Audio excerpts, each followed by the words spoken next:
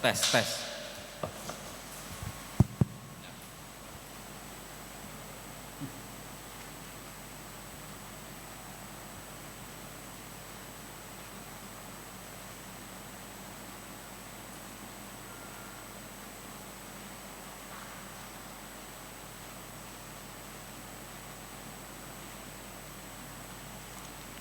Selamat hari Minggu dan selamat beribadah bagi kita semua. Warta Lisan Minggu tanggal 13 Desember 2020. 1. Persekutuan doa masa Advent. Persekutuan doa masa Advent akan diselenggarakan pada hari Rabu 16 Desember 2020 waktu pukul 18 waktu Indonesia Barat dengan tema Menanti dalam Sukacita, Doa dan Syukur. Persekutuan akan dilakukan dalam bentuk doa taise dan diselenggarakan secara online melalui kanal YouTube GKI Purworejo. 2. Persekutuan Remaja Pemuda. Persekutuan Remaja Pemuda secara online akan diselenggarakan pada hari Sabtu 19 Desember 2020 waktu pukul 18 waktu Indonesia Barat. Persekutuan akan diselenggarakan melalui kanal YouTube GKI Purworejo. Informasi selanjutnya akan disebarkan melalui grup WA. Mohon kehadiran dan perhatian saudara-saudari, remaja dan pemuda. 3. Persembahan Natal. Untuk tahun ini Majelis Jemaat tidak membagikan amplop persembahan Natal secara khusus. Bagi anggota jemaat dan simpatisan yang berkenan untuk memberikan persembahan Natal, persembahan dapat disampaikan ke gereja melalui amplop atau transfer melalui rekening GKI Purworejo dengan menyertakan kode unik di belakang 007 di akhir jumlah yang akan ditransfer. Demikian warta Jemaat Lisan. Marilah kita bangkit berdiri.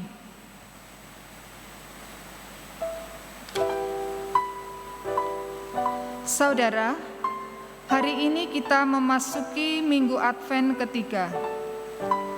Natal semakin dekat, begitu pula hari kedatangannya. Karena itu, dengarlah semesta bersorak. Gaudete, bersukacitalah. Marilah kita menyalakan lilin Advent ketiga. Biarlah lilin ini menjadi tanda sukacita kita di tengah penantian dan pertobatan kita.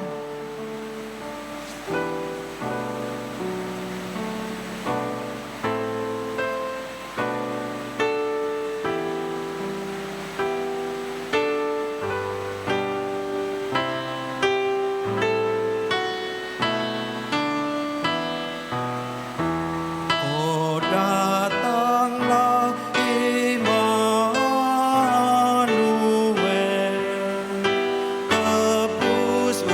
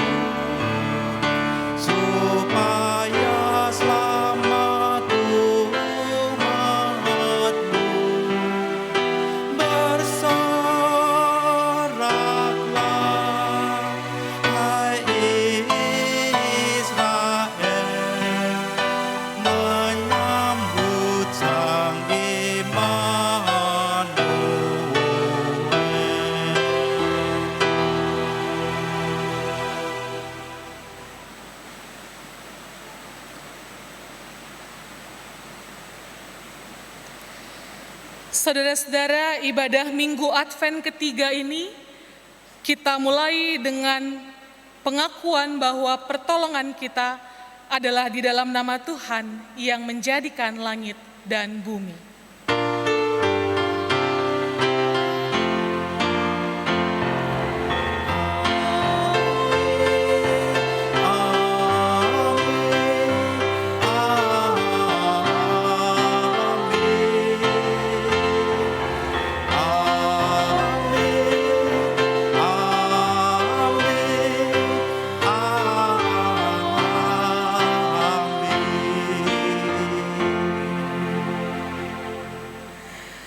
Tuhan beserta saudara.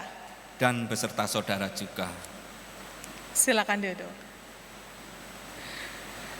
Saudara-saudara, setelah minggu lalu kita belajar dari ketaatan seorang Yusuf, hari ini kita akan belajar dari seorang tokoh yang bernama Yohanes Pembaptis. Seorang tokoh yang mempunyai spiritualitas yang luar biasa, yang bisa digambarkan di dalam satu ayat, yaitu Yohanes 3 ayat 30. Ayat ini mengatakan sebuah kesaksian Yohanes, apa yang dia pegang di dalam hidupnya, yaitu ia harus makin besar, tetapi aku harus makin kecil.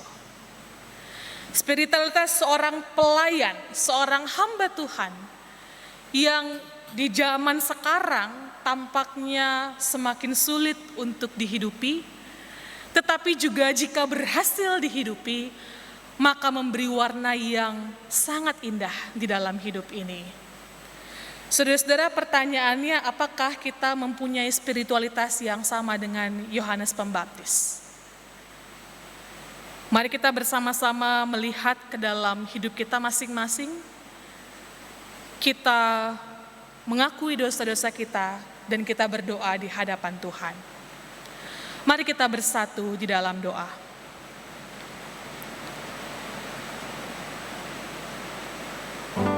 Allah Bapa kami yang bertahta di dalam kerajaan surga, Engkau memanggil kami untuk menjadi pelayan-pelayan-Mu.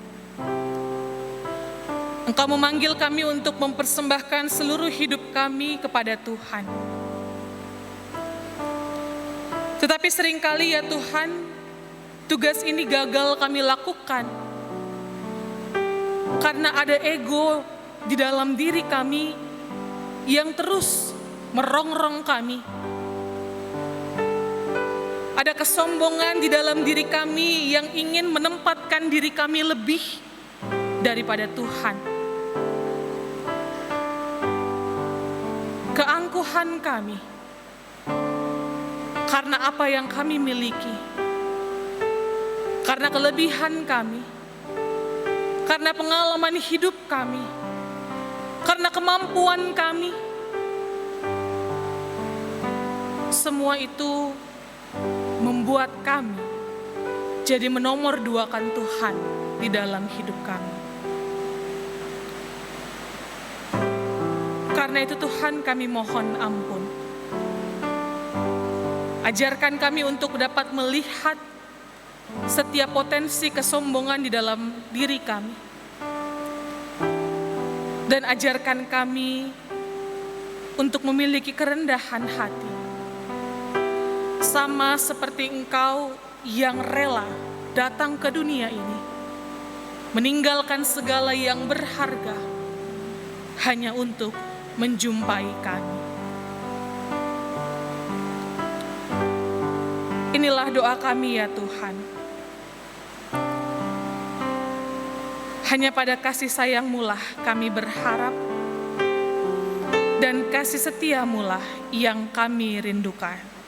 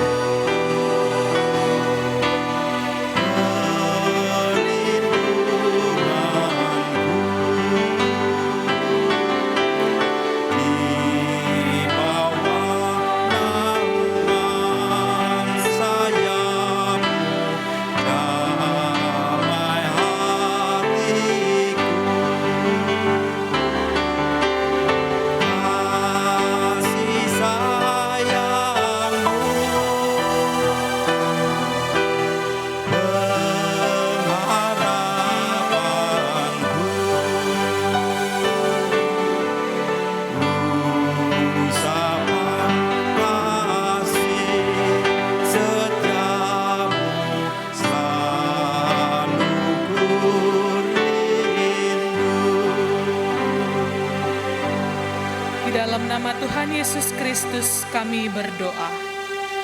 Amin.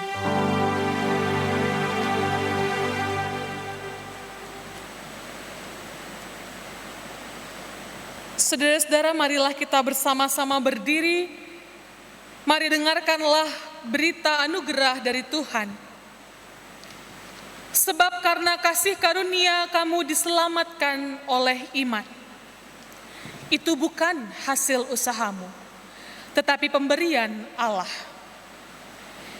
Itu bukan hasil pekerjaanmu. Jangan ada orang yang memegahkan diri. Demikianlah berita anugerah dari Tuhan. Syukur kepada Allah. Salam damai untuk kita semua.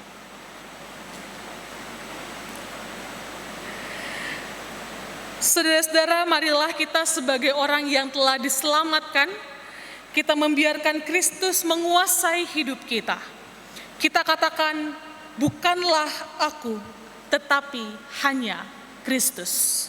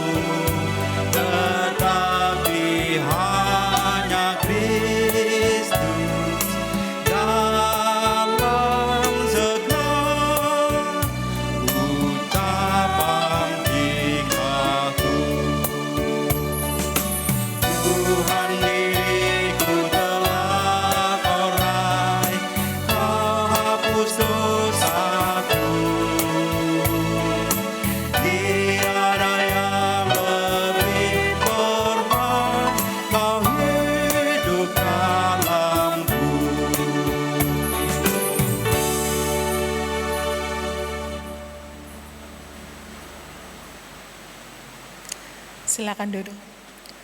Mari kita bersama-sama menaikkan doa kita di hadapan Tuhan. Ya Tuhan Allah kami, berkuasalah di dalam hidup kami, dan tolonglah kami untuk tidak melulu mengarahkan pandangan kami kepada diri kami sendiri, tetapi kami juga mampu untuk melihat Tuhan dan menjadikan Tuhan yang utama di dalam hidup kami. Ketika kami mempersiapkan diri untuk menanti kedatangan Tuhan, Tuhan tolong kami untuk menata hati dan menata diri kami. Di dalam nama Tuhan Yesus Kristus, kami berdoa. Amin. Saudara-saudara, dengarkanlah firman Tuhan dari Yohanes 1 ayat 6 sampai 8, dilanjutkan ayat 19 sampai 28.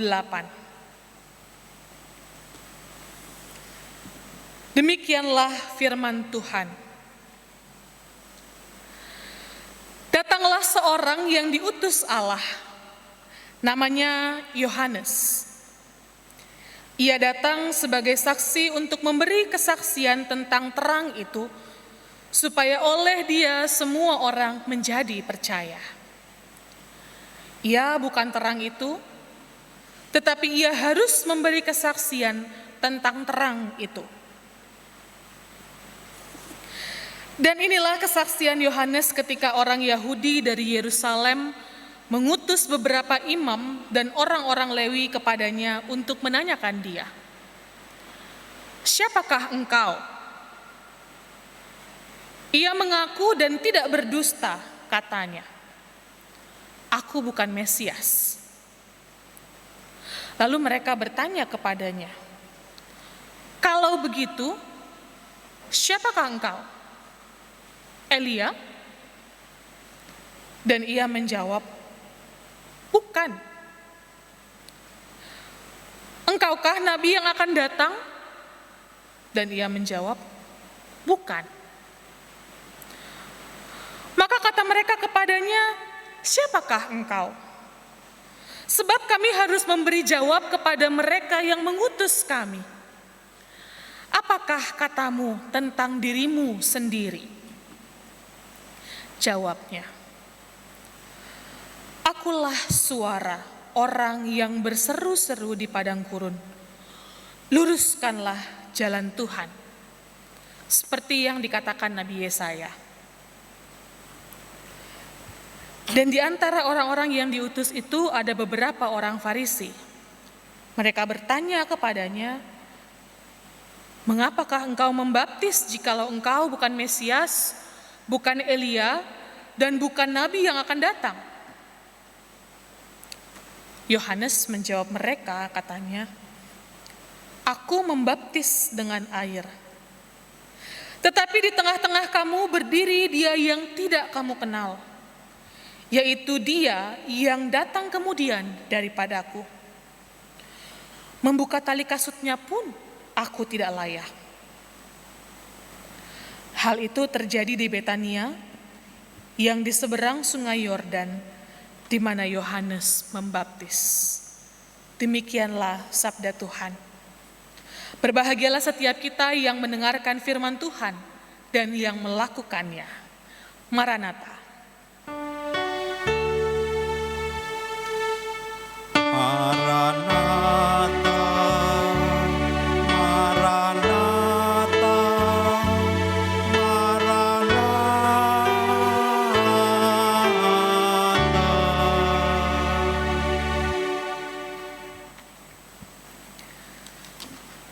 Saudara-saudara, beberapa hari lalu saya membaca sebuah kutipan dari sebuah buku yang berjudul The Book of Joy. Kutipan yang saya baca itu berbunyi demikian. Tidak ada dari kita manusia yang kebal terhadap kesombongan atau ego. Akan tetapi kesombongan sejati sebenarnya berasal dari rasa tidak aman, atau yang orang sekarang kenal dengan insecurity. Kesombongan sejati sesungguhnya berasal dari perasaan gelisah, perasaan takut, enggak pede. Itu katanya. Dan kutipan ini berhasil membuat saya akhirnya berhenti sejenak dan termenung. Apa iya?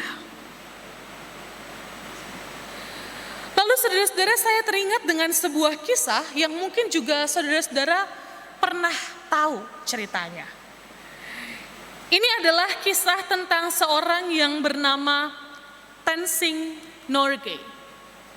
Seorang Sherpa atau yang kita kenal dengan istilah porter, yang pada waktu itu bertugas untuk memandu Sir Edmund Hillary selama pendakian untuk mencapai puncak Gunung Everest. Edmund Hillary kemudian dikenal oleh sejarah sebagai orang pertama yang berhasil mendaki, berhasil mencapai di titik puncak Gunung Everest. gunung yang paling tinggi di dunia. Dan saudara-saudara, yang menarik dari kisah ini adalah orang menceritakan bahwa sesaat sebelum mereka sampai di puncak, Norgay yang seyogyanya berjalan di depan karena dia adalah tugasnya seorang porter, seorang pembuka jalan. Sesaat sebelum mereka sampai di puncak, Norgay berhenti dan dia berkata kepada Edmund Hillary, "Silakan duluan." Dan itulah yang membuat Edmund Hillary akhirnya tercatat sebagai orang pertama yang mendaki Gunung Everest. Bukan Tenzing Norgay. Saudara-saudara, karena peristiwa itu orang kemudian bertanya-tanya kepada Tenzing Norgay. Dia berkata, "Anda ini kan seorang Sherpa. Anda adalah seorang porter, pembuka jalan. Yang artinya Anda pasti berjalan di depan.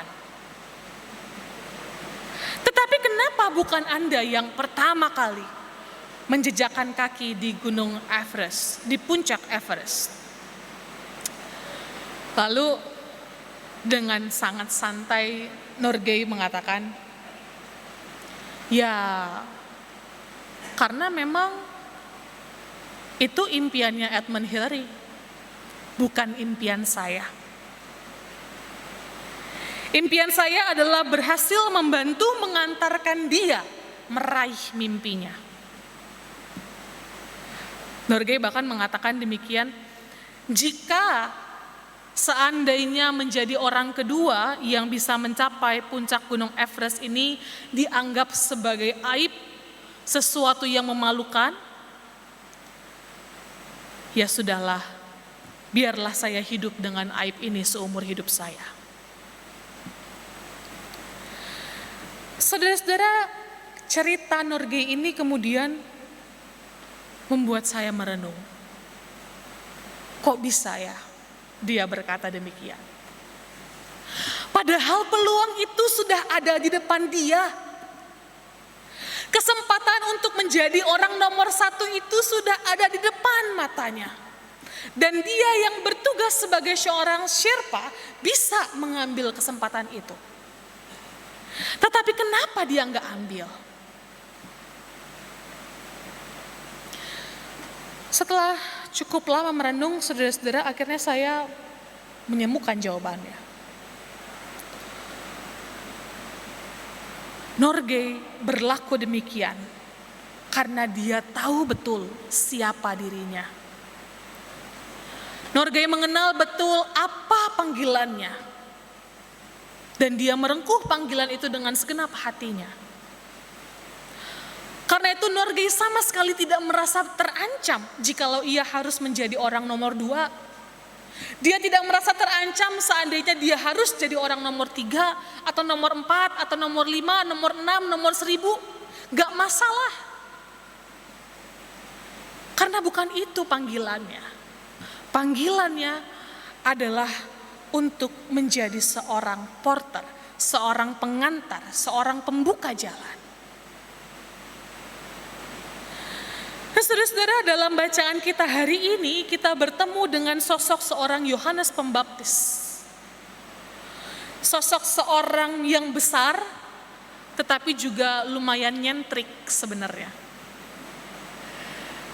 Sosok seorang Yohanes Pembaptis yang kita kenal punya tugas untuk bersaksi kepada orang banyak. Orang yang berseru-seru di padang gurun mengajak orang banyak untuk bertobat. Dan ternyata seruan Yohanes Pembaptis berhasil membawa banyak orang. Mendengar seruan bahwa Mesias akan datang, orang kemudian menjadi berbondong-bondong datang kepada Yohanes Pembaptis dan mereka memberikan diri mereka dibaptis. Luar biasa prestasi Yohanes. Akan tetapi saudara-saudara, ternyata yang tertarik dengan apa yang Yohanes lakukan bukan cuma orang-orang yang mau bertobat, tetapi juga orang-orang yang ingin tahu Orang-orang yang penasaran, yang punya pertanyaan, siapa sih sebenarnya orang ini? Kok bisa dia sebegitu hebat, sebegitu berhasil, sebegitu berwibawa? Apakah orang ini Mesias? Karena pada waktu itu orang masih sangat menantikan Mesias, dan mereka menantikan sosok seorang yang hebat yang bisa membebaskan mereka dari segala macam perbudakan. Mereka menantikan sosok yang bisa menolong mereka untuk keluar sebagai pemenang. Karena itu begitu Yohanes tampil, orang bertanya, Mesiaskah? Lalu ada juga yang bertanya, Eliakah dia? Kenapa? Karena dalam perjanjian lama kita tahu sosok nabi yang tidak mati tetapi terangkat ke surga adalah Nabi Elia. Sosok nabi yang sangat berkuasa, yang sangat berwibawa, yang firman yang keluar dari mulutnya itu menggugah hati banyak orang. Karena itu begitu muncul Yohanes, orang mulai bertanya-tanya, inikah Elia yang turun dari surga? Saudara-saudara, orang mulai bertanya-tanya. Dan bayangkan, sebenarnya ini adalah pertanyaan sekaligus juga kesempatan bagi Yohanes untuk membesarkan dirinya. Hanya dengan satu kata, ya aku ini Mesias, atau ya aku ini Elia, maka Yohanes akan menjadi orang yang jauh lebih besar, yang suaranya jauh lebih didengar, dan lebih banyak orang yang akan mendengarkan dia memberikan diri dibaptis. Ini kesempatan untuk Yohanes. Kalau dia ada di dunia sekarang, saudara-saudara, saya membayangkan ada berapa banyak likes, berapa banyak followers, berapa banyak retweets, atau berapa banyak repost yang akan diberikan untuk sosok seorang Yohanes Pembaptis. Luar biasa. Akan tetapi disodori kesempatan seperti itu, Yohanes justru mengatakan, bukan. Aku bukan Mesias, aku bukan Elia, aku bukan juga nabi yang akan datang. Kenapa? Kenapa Yohanes tidak mengambil kesempatan itu untuk dirinya sendiri? Kenapa Yohanes tidak mengambil kesempatan itu untuk membesarkan suaranya dan membesarkan pengaruhnya? Saudara-saudara, kalau kita teliti membaca firman Tuhan, maka kita akan menemukan jawabannya. Jawaban yang sama yang dimiliki juga oleh Tenzing Norgay. Yohanes mengenal betul siapa dirinya dan apa yang menjadi panggilannya. Yohanes tahu bahwa tugasnya adalah seorang pembuka jalan. Dan karena itu menjadi Yohanes yang sekarang cukup buat dia. Dia tidak perlu menjadi Mesias, dia tidak perlu menjadi Elia, dia tidak perlu menjadi seperti apa yang orang lain inginkan. Dia hanya perlu menjadi seorang Yohanes Pembaptis. Sebab Yohanes tahu bahwa panggilannya adalah untuk mewartakan kedatangan Sang Mesias. Selama tugas itu bisa dia kerjakan, cukup. Nah, saudara-saudara, penghayatan Yohanes inilah yang pada akhirnya menolong Yohanes untuk bisa secara konsisten dan terus-menerus mengatakan apa yang jadi tema kita hari ini. Bukan dia, bukan aku. Bukan aku, melainkan dia. Semua pekerjaan yang Yohanes lakukan, ini bukan kesuksesan dirinya sendiri. Kalau dia berhasil membaptis orang banyak, itu bukan tentang dia. Ini bukan tentang seberapa luas kesaksiannya terdengar. Ini bukan tentang seberapa terkenal dia. Tetapi ini soal apakah orang-orang bisa mengenal Tuhan? Apakah Tuhan dimuliakan lewat apa yang dia kerjakan?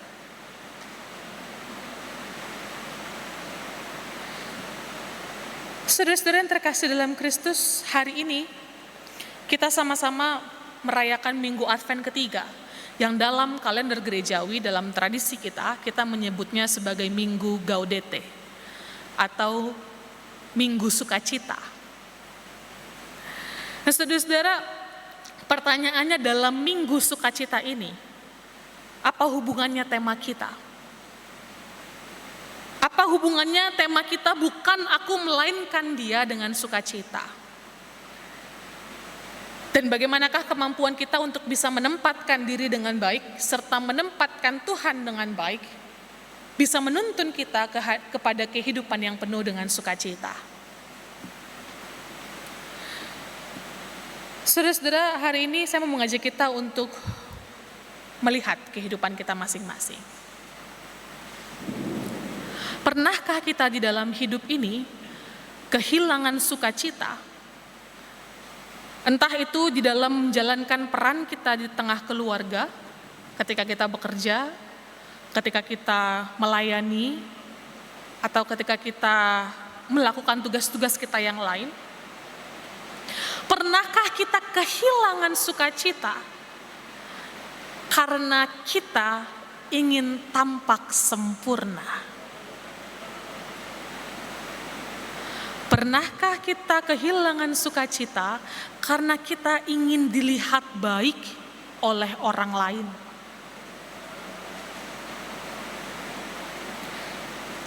Keinginan kita untuk menjadi sempurna ini kadang-kadang jadi batu sandungan buat kita. Kenapa? Karena ketika kita gagal, kita tidak berhasil melakukan itu, kita kemudian menarik diri. Kita menarik diri dari kesempatan-kesempatan yang ditawarkan kepada kita. Atau karena kita begitu ingin tampil sempurna, kita malah jadi seorang yang minder ketika gagal. Atau sebaliknya, kita nggak minder, tapi karena kita begitu ingin sempurna, kita justru membangun tembok yang sangat tinggi, membuat kita jadi orang yang tidak bisa dikritik sama sekali. Begitu ada orang yang menyampaikan pendapat yang berbeda dengan kita, ada orang yang kemudian menyampaikan teguran kepada kita, kita lalu merasa terancam. Pernahkah itu terjadi dalam kehidupan kita? Dan kalau pernahkah terlintas di dalam pikiran kita, kenapa sih kita seperti itu? Kenapa sih kita lantas berhenti ketika respons yang kita dapatkan tidak sesuai dengan apa yang kita harapkan? Kenapa sih kita lantas membangun tembok yang tinggi ketika kita menemukan orang yang berbeda dengan kita? Kenapa kita ingin begitu tampak sempurna? Bukankah saudara-saudara, kita ini sebenarnya hanyalah hamba Tuhan? Bukankah sebenarnya yang harus sempurna, harus tampak sempurna, bukan kita? Bukan apa yang kita kerjakan, bukan apa yang kita lakukan, bukan pencapaian kita. Tetapi Tuhan, Dialah sang bintang utama. Apakah kita mengalami demikian karena sebenarnya jauh di dalam lubuk hati kita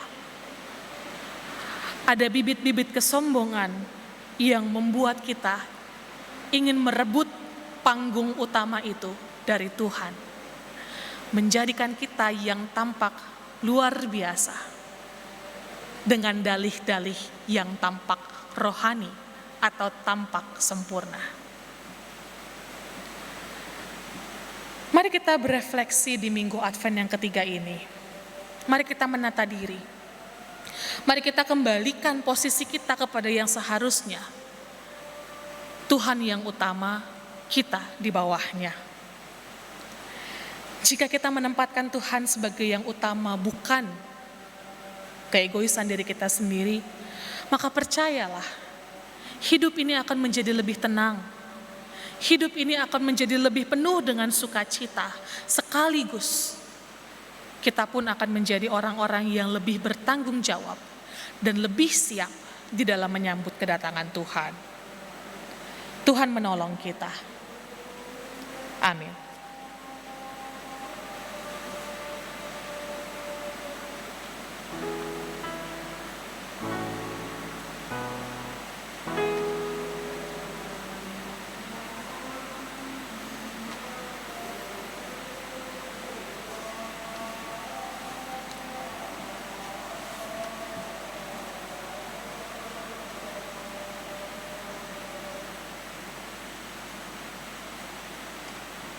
Mari Bapak Ibu kita bangkit berdiri untuk mengucapkan iman rasuli kita.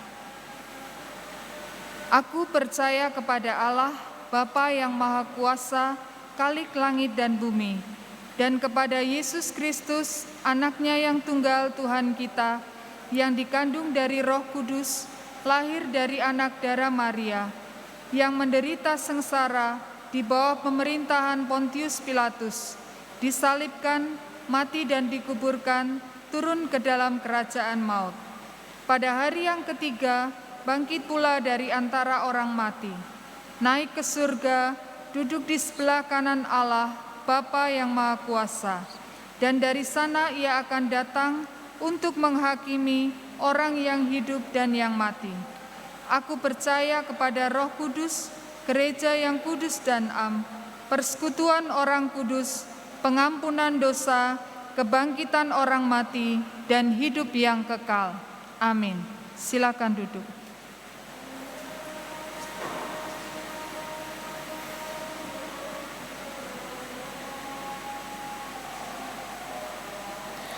Mari saudara-saudara kita bersatu di dalam doa syafaat kita. Allah kami, Allah yang maha baik, Allah yang selalu mencukupkan kami dengan apa yang kami butuhkan. Setiap hari ya Tuhan kami belajar untuk boleh memasrahkan diri kami kepada kehendak Tuhan. Setiap hari kami belajar untuk melihat, untuk mengakui lagi bahwa sesungguhnya apa yang Tuhan rancangkan buat kami adalah yang terbaik di dalam hidup kami. Karena itu Tuhan, seraya kami belajar, kami mau memohon Tuhan untuk menolong kami. Seraya kami belajar, kami juga mau datang kepada Tuhan, memohon belas kasihan Tuhan untuk dunia ini. Untuk dunia yang sedang menderita, dunia yang menantikan pemulihan dari Tuhan. Kami berdoa untuk saudara-saudara kami yang sakit. Tuhan, kami mohon pulihkan.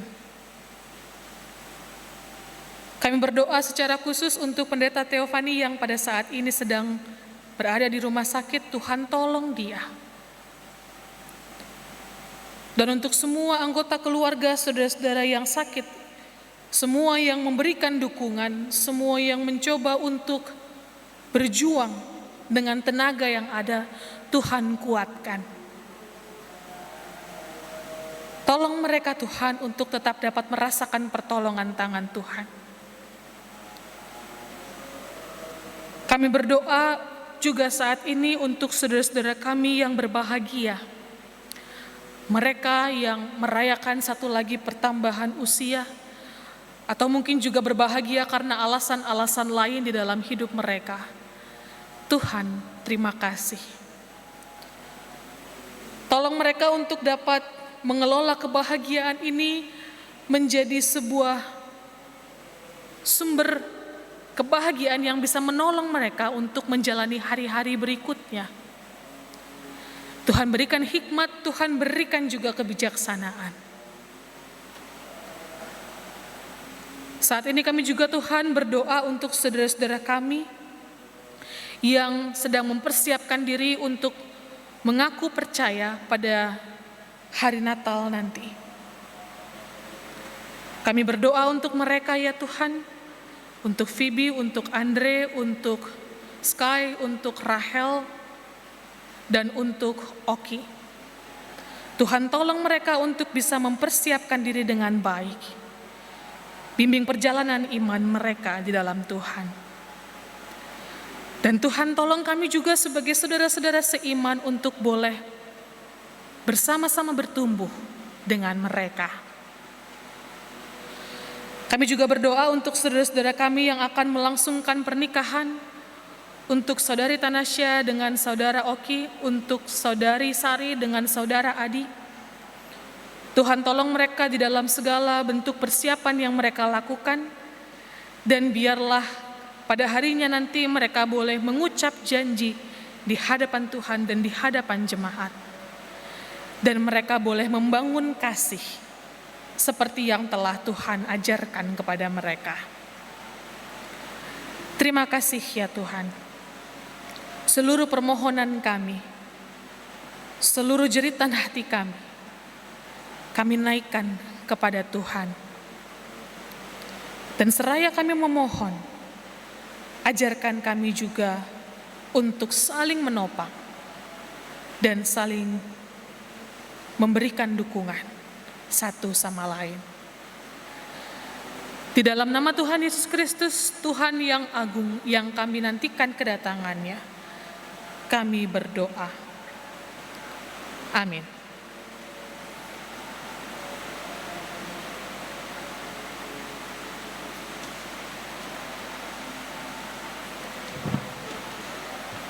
Saudara, marilah kita memberikan persembahan syukur kita kepada Tuhan.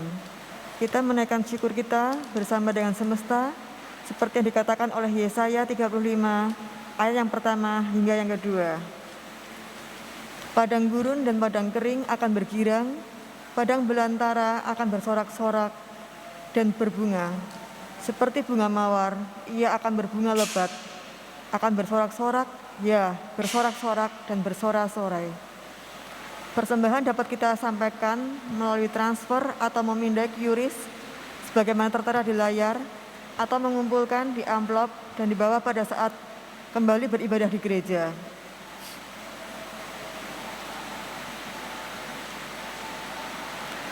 Mari kita nyanyikan ucapan syukur kita kepada Tuhan melalui PKJ 149 ayat yang pertama sampai yang ketiga.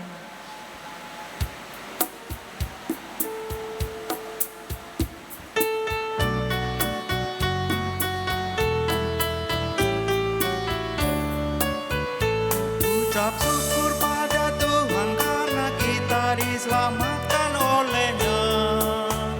Senandungkan lagu baru, senandungkan lagu baru baginya. Nyanyikanlah dengan riang karena kasih setia Tuhan, nyanyilah. Senandungkan lagu baru, senandungkan lagu baru baginya.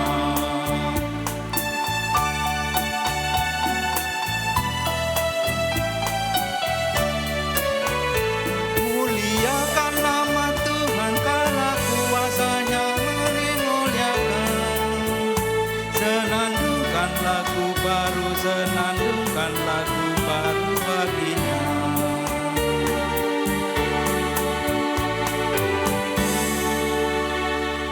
Mari kita naikkan doa persembahan kita.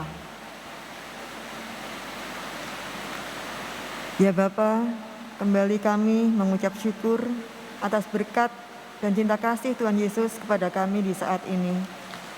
Tuhan, kami telah memberikan persembahan syukur kami. Berkatilah persembahan ini ya Tuhan, besar ataupun kecil persembahan yang telah kami berikan, kiranya bisa berguna bagi pelebaran kerajaan surga-Mu di muka bumi ini. Ini doa kami ya Tuhan, yang kami bawa hanya di dalam nama Tuhan, Anak dan Roh Kudus. Amin.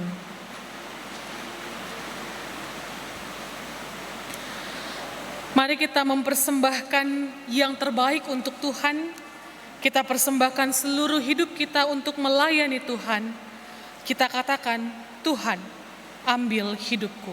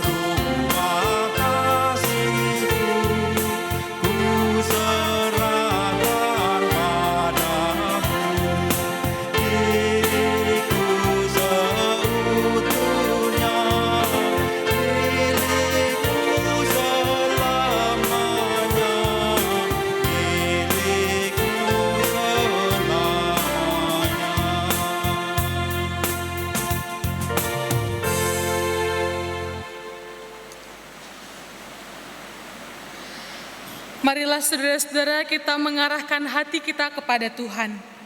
Kami mengarahkan hati kami kepada Tuhan. Mari menjadi saksi-saksi Kristus. Syukur kepada Allah, Terpujilah Tuhan.